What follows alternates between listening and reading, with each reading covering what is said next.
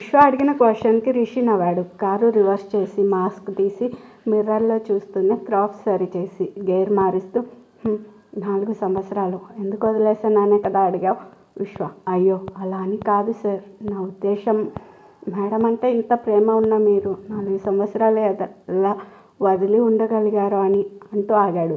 రిషి విశ్వ భుజంపై చేర్చి హే బీ ఫ్రీ మ్యాన్, నేనేమీ వదలలేదే అన్నాడు. విశ్వ అర్థం కానట్లు చూశాడు. రిషి పిఏ బాబు, నీకు ఇంకా పెళ్ళి కాలేదు కదా? విశ్వ లేదు సార్ అన్నాడు సిగ్గుపడుతూ. రిషి బాబు విశ్వాసం సిగ్గుపడ్డం పడ్డం ఆడలేడీస్ జన్మ హక్కు. ఏంటి ఆ సిగ్గును ఎంజాయ్ చేయడమే మగ జెంట్స్ పని. సరే లవ్ గివ్ లాంటి వేషాలు ఏమైనా అని అడిగాడు రోడ్డు చూస్తూ డ్రైవ్ చేస్తూ. విశ్వ లేదు సార్ అన్నాడు. అయితే ఓ పంచే, అర్జెంటుగా మీ ఇంట్లో మంచి సంబంధం చూడమని పెళ్లి చేసుకో. అప్పుడు చూడు లైఫ్, భార్య వచ్చాక నీకే తెలుస్తుంది. వాళ్ళ ప్రేమ, కోపం, అలక, బాధ, సంతోషం అన్నిటికీ మనమే కారణం అంటారు. ఈ ఆడలేడీస్ ఉన్నారే, ప్రేమిస్తే ప్రాణం ఇస్తారు, నెత్తిన పెట్టుకుంటారు. చిన్న తప్పు చేస్తే చెడు కూడా ఆడేస్తారు. అయితే మీ మేడం చూపించిన ప్రేమే నేను ఎప్పటికీ తనని వదలనంతగా చేసింది. ఇదంతా నీకు పెళ్ళయ్యాక తెలుస్తుంది. విశ్వ సార్, మేడంకి మీరంటే ప్రాణం సార్. రిషి ఆహా, నీకెలా తెలుసు? విశ్వ ఆ రోజు మిత్ర మేడం ఇంట్లో గొడవై మీరు వెళ్ళాకే తెలిసింది మీరు మా మేడం హస్బెండ్ అని. ఆ తర్వాత ఆఫీస్కి వెళ్ళినప్పుడు మేడం ల్యాప్లో ఏదో ప్రాబ్లం వచ్చింది. యాక్చువల్లీ నేను ఎప్పుడూ చూడలేదు. ఆ రోజు ప్రాబ్లం సాల్వ్ అయ్యాక రీస్టార్ట్ చేస్తుంటే నేను షాక్ అయ్యాను సార్. వాల్పేపర్ మీ ఫోటో, అది పెళ్లి ఫోటో. అప్పుడు అర్థమైంది సార్. రిషి ఏంటి, వాల్పేపర్లో పెళ్లి ఫోటో పెడితే భార్యకి భర్త అంటే ప్రాణమనా? ఊరుకోవయ్యా, ఏం మాట్లాడుతున్నావు? ఫోటో ఫోన్లో కాదు, ఇక్కడ ఉండాలి అంటూ గుండె చూపించాడు.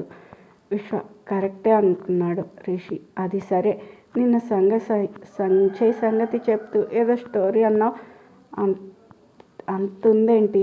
ఆయన గారి మీద స్టోరీ రాయించుకునేంత సీను. విశ్వం అవుతూ అదేం లేదు సార్, నేనేదో క్యాజువల్గా అన్నాను. రిషి కారు సైడ్ తీసుకుని రా టీ తాగుతూ ఆ సంజుని నంచుకుందాం అని కారు దిగాడు. విశ్వ దిగి చూశాడు. రిషి క్యారవన్ పక్కనే కారు ఆపాడు. మనోడు విశ్వ భుజం మీద చేసి తీసుకెళ్ళాడు విజిలేస్తూ. అంతే విశ్వ డమాల్ టీ తాగుతూ. విశ్వ నేను 3 సంవత్సరాలైంది సార్ మేడం దగ్గర చేరి. రిషి టీ ఆస్వాదిస్తూ ఓహో అనగానే విశ్వ అప్పటికే కృతి గ్రూప్ ఆఫ్ హోటల్స్ ఎస్టాబ్లిష్ అవుతుంది. నేను చేరాక మేడంని చూసి చాలా ఇన్స్పైర్ అయ్యాను సార్. ఎంత కోపం వచ్చినా బ్యాలెన్స్డ్గా ఉండేవారు. రిషి ఎందుకుండదు, తన కోపం అంతా నా మీద చూపించగా దూరమైంది. ఇంకెక్కడ మిగిలింది కోపం? విశ్వ చాలా కష్టపడేవాళ్ళు సార్. ఇండియాలో ఎట్లాగైనా కనీసం 10 బ్రాంచ్లైనా పెట్టాలని అనేవారు. అయితే మంచి ప్రాఫిట్స్ వచ్చే టైంలో సడన్గా ఒకరోజు రిషి సడన్ అనేది ఒక్కరోజు ఎందుకు వస్తుందో అని కనుబొమ్మలు ఎగరేశాడు. విశ్వ సేమ్ ఇప్పుడు కొన్నట్లే అప్పుడు సైట్ కొన్నారు సార్. రిషి ఎవరి దగ్గర? అది విశ్వ అది కిషోర్ సార్ వాళ్ళ ఫ్రెండ్ దగ్గర. రిషి అట్లా చెప్పు, మా అంకుల్ చాలా తక్కువలో కొట్టేసి ఉంటాడే ఆ సైటు. విశ్వ ఆశ్చర్యంగా అవును సార్. అయితే కట్టడం పూర్తయ్యాక అనుకోకుండా ఓపెన్ అయిన నెక్స్ట్ డే సేమ్ ఇలానే ఆ సైట్ మాదంటూ వచ్చారు. రిషి ఓహో, అప్పుడు మా అంకుల్ కానీ ఫైట్ చేశారా? విశ్వ లేదు సార్ అంటూ ఆగాడు. రిషి వైపు చూసి నవ్వాడు. ఏదో తెలిసింది అన్నట్లుగా. మీరే కదా అన్నాడు. రిషి ఓయ్ మీ మేడం సదరు సంజయ్ స్టోరీలోకి నన్ను లాగుతున్నావే. ఓహోహో అనగానే విశ్వ మీరేలే సార్ వాళ్ళని కొట్టింది, నాకు ఇప్పుడు అర్థమవుతుంది. అంటే ఆ తర్వాత మా మేడం బిజినెస్ డెవలప్ అవడానికి హెల్ప్ చేసింది కూడా మీరే అంటూ పైకి లేచాడు. రిషి నీకు అలా ఎందుకు అనిపించింది అన్నాడు ఒళ్ళు విరుచుకుంటూ. విశ్వ మీరే కదా అన్నారు మేడంని వదలలేదని, అందుకే. రిషి నీ ఆత్రం. రే అయ్యా కూర్చో, ఇప్పటికే నువ్వు ఓవర్ చేస్తున్నావు. విశ్వ కూర్చొని అప్పటిదాకా సంజయ్ సార్ అప్పుడప్పుడు వచ్చేవారు సార్. ఈ ఇన్సిడెంట్ జరిగాక అస్సలు కనపడలేదు. ఇంకో ముఖ్య విషయం ఏంటంటే మేడం చాలా డల్ అయ్యారు, చాలా లాస్ అయ్యారు. కేవలం అక్కడి సైట్ కొనడం వల్లనే. అది ఎందుకు జరిగిందో నేను ఆలోచించలేదు. అప్పుడే మేడం మళ్ళీ కొత్తగా కొన్ని రకాల ఐడియాస్తో మళ్ళీ డెవలప్ చేస్తూ వచ్చారు. రిషి కొత్త ఐడియాస్ అంటే? విశ్వ అదే sir, vegan food restaurants Rishi. అంటే నాన్ వెజ్ లేకుండా పూర్తి వెజిటేరియన్ ఫుడ్ అదేనా? విశ్వ. సార్ అదే. ఇంకా fast food delivery with targets ఇలా చేస్తుంటే మళ్ళీ మా ప్రాఫిట్స్ విపరీతంగా పెరిగిపోయాయి. అప్పుడు వచ్చారు సార్ సంజయ్ సారు మేడంతో టైఅప్ అవుదామని. ఫస్ట్ మేడం ఒప్పుకోలేదు. అప్పుడు కిషోర్ సార్ ఒప్పించారు. మేడం ఒప్పుకున్నారు. బట్ అన్నింటిలో కాదు సార్, కొన్ని పరిమిత బ్రాంచెస్కి. రిషి. అందుకే అనేది తనది మేక మెదడు అని. గత 2 సంవత్సరాలుగా లేదు, కానీ కొత్తగా ఈ మధ్య 20 lakhs డిఫరెన్స్ వచ్చింది. రిషి. ఆ సంజు కేకే గ్రూప్స్కి ఎండి కదా, మరి 20 lakhsకి దిగదాస్తాడా? విశ్వ. అంటే ఆయనకు కొట్టేసేంత ఆలోచన లేదేమో సార్, ఇంకేమైనా ఉండొచ్చు. రిషి. అది పక్కన పెడితే నువ్వు నోటీస్ చేసావు కాబట్టి 20 lakhs అంటున్నావు. ఒకవేళ మీకు తెలియకుండానే ఇంకా ఎంత అమౌంట్కి టెండర్ పెట్టాడో సదరు సంజయ్ అనగానే విశ్వ ఆలోచనలో పడ్డాడు. రిషి పైకి లేచి, ఓ డబ్బు కోసమే మీతో టైఅప్ అయ్యాడా? లేకపోతే ఇంకేమైనా రీజన్ ఉందో చూద్దాం. నువ్వు రేపు ఆఫ్టర్నూన్ నుంచి ఆఫీస్కి వెళ్ళు. మీ మేడం ఏమంటారో చూసి నాకు కాల్ చేయి అన్నాడు. విశ్వ. సరే సార్, నేను బయలుదేరుతాను. రేపు ఈవినింగ్ కలుస్తా. రిషి. నేను రేపు మార్నింగ్ షూటింగ్ కోసం కాశ్మీర్ వెళ్తున్నా, వచ్చాక కలుద్దాం. బట్ ఆ సంజు మీద. విశ్వ. 2 కళ్ళు వేస్తాను సార్.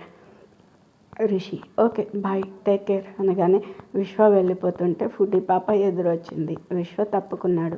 మెగ సీరియస్గా చూస్తూ రిషి దగ్గరకు వచ్చి ఏదో చెప్తూ ఉంటే రిషి. విశ్వ. మేఘ మళ్ళా మా కారులో ఇంటికి వెళ్తుంది, నువ్వు వెళ్ళు. తను దిగాక నువ్వు వెళ్ళు. విశ్వ. అమ్మ తనతో వద్దు సార్, నేను క్యాబ్ బుక్ చేసుకుంటా అనేసి వెళ్ళిపోయాడు. విశ్వ చెప్పడం ఆపి, ఇది జరిగింది కృష్ణ. నిజంగా సార్ గ్రేట్. అవును మేడం, రేపు సంజయ్ గారితో మీటింగ్ అన్నారు. ఈ విషయం రిషి సార్కి చెప్పావా? విశ్వ. కాల్ చేసి చెప్పా, జాగ్రత్తగా అబ్జర్వ్ చేయమన్నాడు.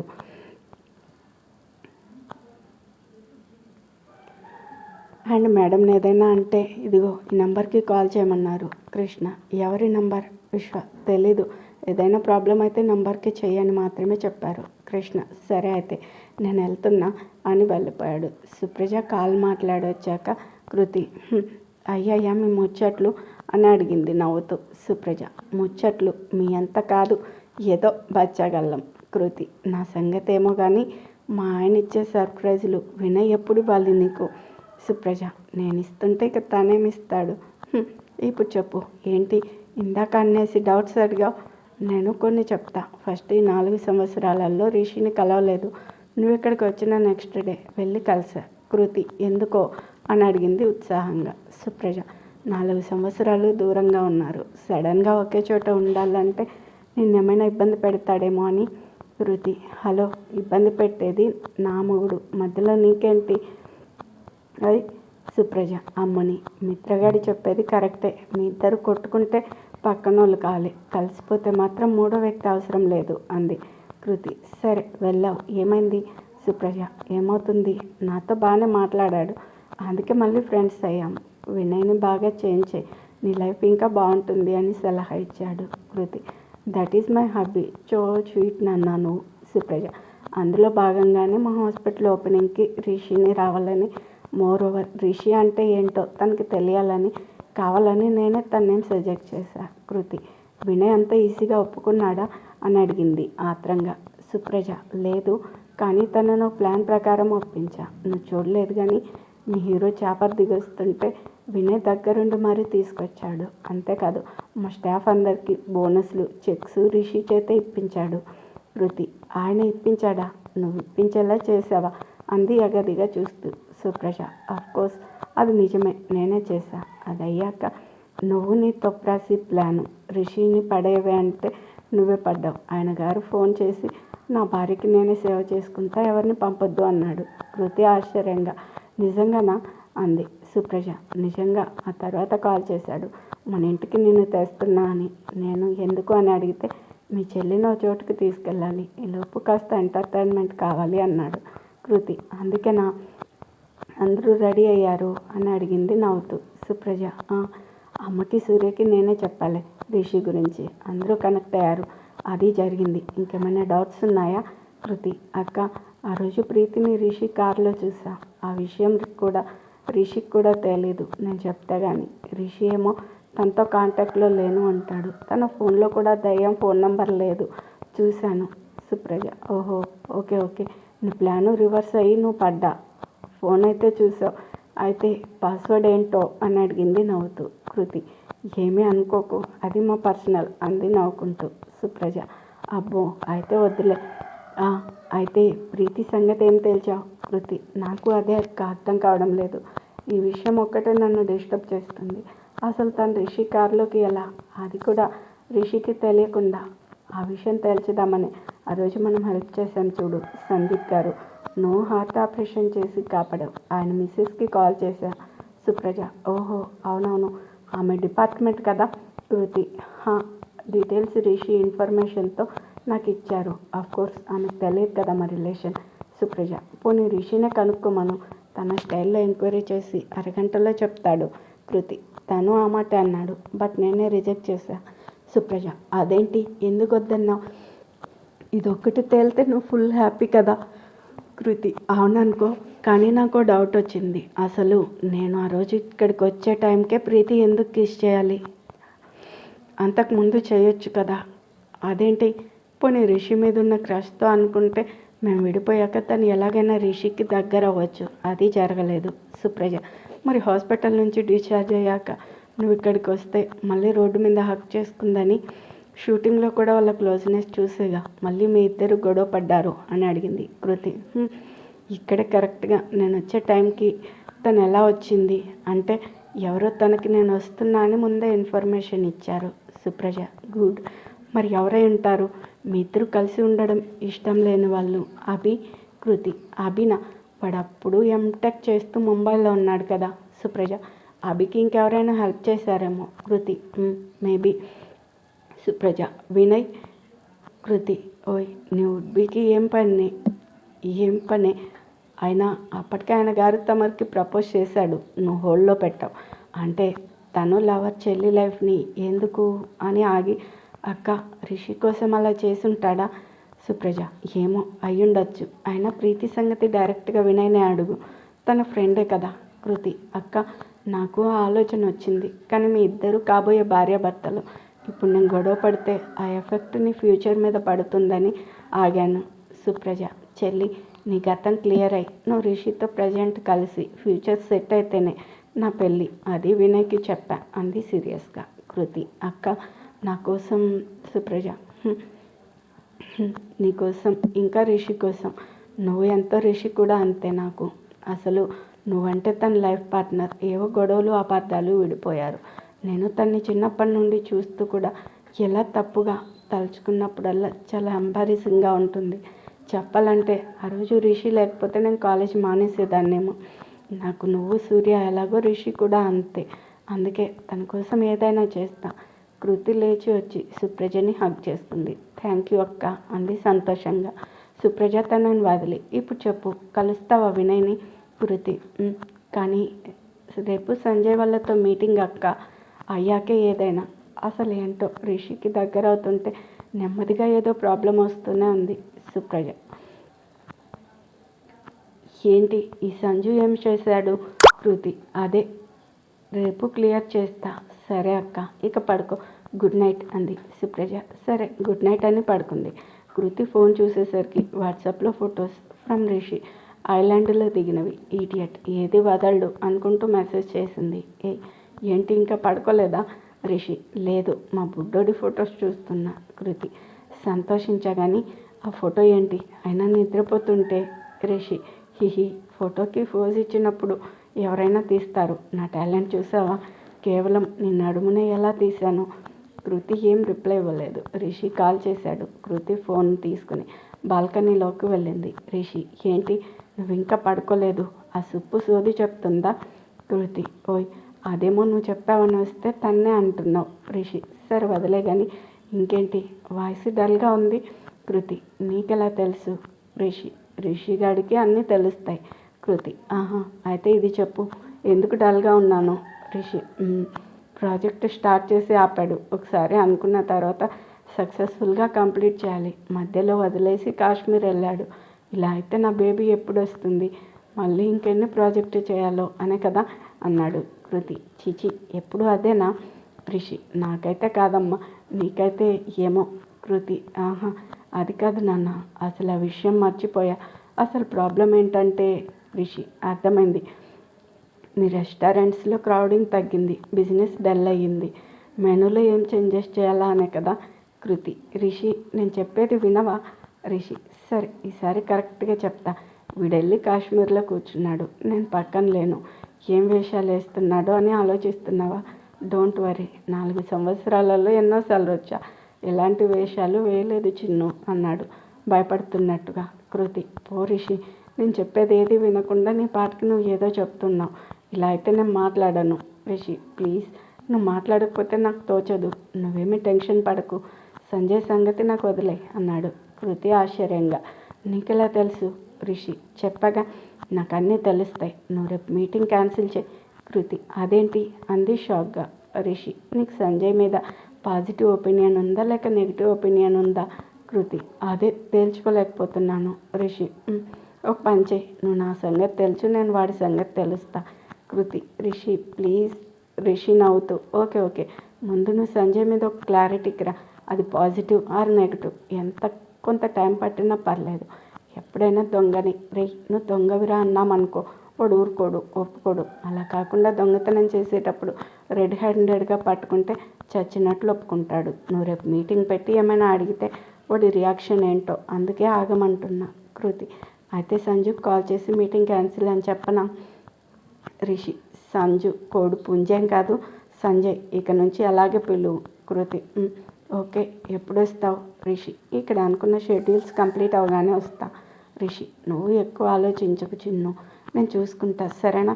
కృతి, I hate you Rishi, but I love you రా బుడ్డి. ఇంకేంటి? కృతి, ఇంక పడుకో.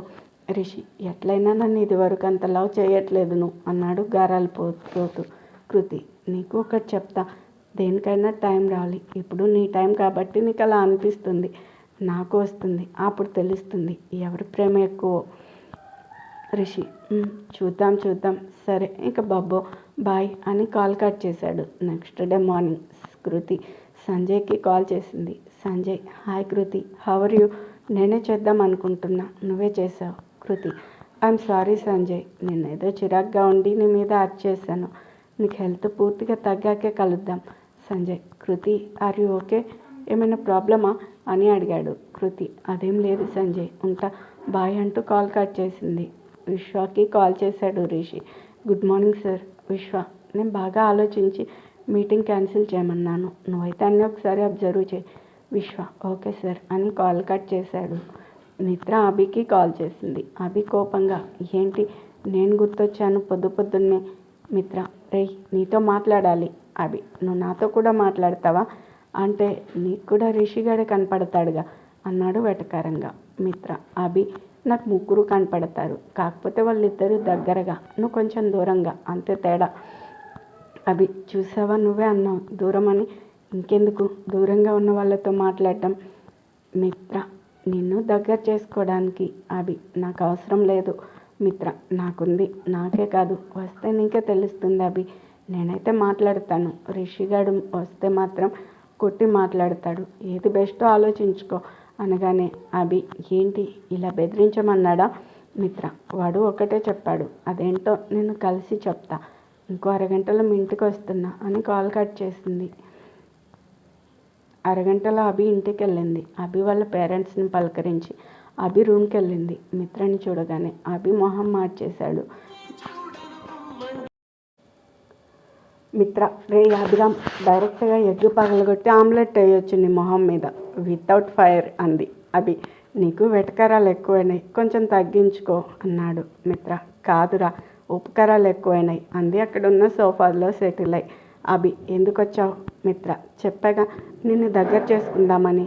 అభి, వాడుండగా నేను నీకు కృతికి దగ్గర ఎలా అవుతాను? మిత్ర, నిజమేరా, నువ్వు కృతికి దగ్గర అవ్వాలి, చిన్ననాటి ఫ్రెండ్లా. అభి, ఫ్రెండా? నేను తను అలా అనుకోవడం ఎప్పుడో మానేసా. మిత్ర, మరెలా అనుకుంటున్నావు పెళ్ళైన అమ్మాయిని? అభి, నీకు మైండ్ దొబ్బింది, పరాయి వాళ్ళ భార్యను చూస్తే చెల్లెలుగా చూడాలి, పోనీ తన్ని ఫ్రెండ్ కాబట్టి ఫ్రెండ్గా చూడాలి. నీ బుద్ధి ఇలా వంకరగా ఏడ్చింది కాబట్టే రిషిగాడు వాయించాడు. ఏమన్నావు? అది ఒక భార్య, వాడు ఒక భర్త.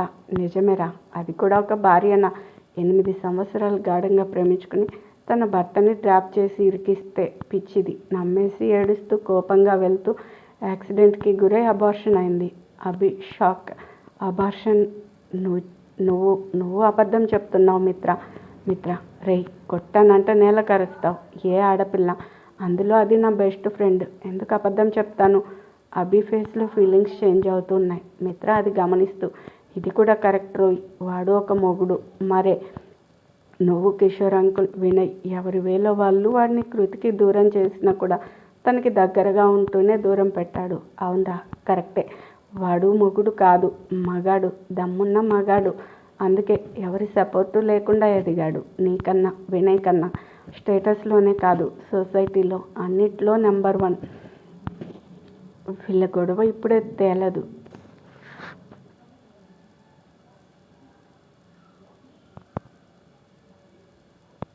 మేఘమాల రిషికి కాల్ చేసింది. సార్, మీరు చెప్పిన ఫైల్ దొరికింది. రిషి, సరే, అది ప్రొడ్యూసర్ గారికి ఇచ్చేయి. అండ్ శంకర్ క్యారవన్ సర్వీస్ చేయిస్తాడు రేపు. నువ్వు నా ఇంపార్టెంట్ థింగ్స్ జాగ్రత్తగా ప్యాక్ చేసి మా ఇంట్లో ఇచ్చేయి. జాగ్రత్త, తేడా రాకూడదు అన్నాడు. మేఘ, ఓకే సార్ అని ఫోన్ పెట్టేసి రిషి చెప్పినవన్నీ బ్యాగ్లో ప్యాక్ చేసింది. కారు ఎక్కాక ఎటువంటి ఆలోచన లేకుండా డ్రైవర్తో, సార్ ఇంటికి పద అంది. అతను, ఏ ఇంటికి మేడం? మేఘ, అబ్బా శంకర్, అది కూడా చెప్పాలా? సార్ ఇప్పుడు ఎక్కడ ఉంటున్నారు? ఫ్లాట్లో కదా, అక్కడికే అంది చిరాగ్గా. ఇక్కడే, మన ఫుడ్డి పాప అప్పడం మీద కాలేసింది. ఫోను తన హ్యాండ్ బ్యాగ్లో పెట్టింది. ఈలోపు దారిలో ఆకలేసి ఎదురుగా పానీపూరి బండి కనపడి బండి ఆపమంది. దిగి దా తిందాం అని శంకర్ని కూడా పిలిచింది. అతనికి ఇది అలవాటే. దారిలో మేఘ ఫుల్గా తిని తనకు తినిపిస్తుంది. మన ఫుడ్డి పాప గప్చిప్లు గటగటా మింగేస్తుంది. ఇదిగో బాబు, ఔర్ ప్యాజ్ అంటూ అడిగి మరీ తింటుంది. కరెక్ట్గా అప్పుడే రిషికి గుర్తొచ్చింది. అవును, ఈ ఫుడ్డి పాపకి నా బ్యాగ్ ఇంట్లో ఇమ్మన్నాను, కానీ ఎక్కడా అనేది చెప్పలేదు అంటూ ఫోన్ చేశాడు. అబ్బే మేఘ, ఓ భయ్యా మసాలా పూరి ఏ ప్లేట్. రిషి కంటిన్యూగా చేస్తున్నాడు. షిట్ అనుకుంటూ డ్రైవర్కి చేశాడు. అతనేమో ఛార్జింగ్లో పెట్టాడు. ఫుడ్డి పాప తినడం కంప్లీట్ చేసి, ఏక్ స్వీట్ పూరి